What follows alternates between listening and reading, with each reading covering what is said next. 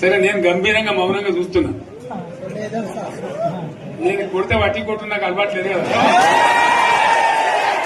చూద్దాము.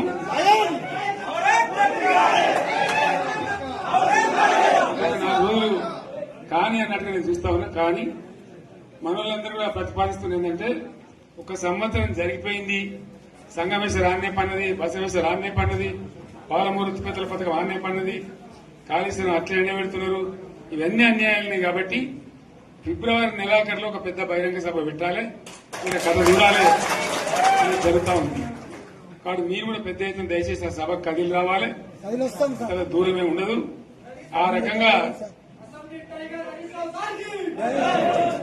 తెలంగాణ శక్తి ఏందో మరొకసారి చూపించి వీళ్ళ మెడలు వంచి ఇప్పుడు సాధించాలి. భవిష్యత్ కోసం కూడా కొట్టాడకు మనం సిద్ధంగా ఉండాలని తెలియజేసుకుంటూ, పరమేశ్వర్ గారికి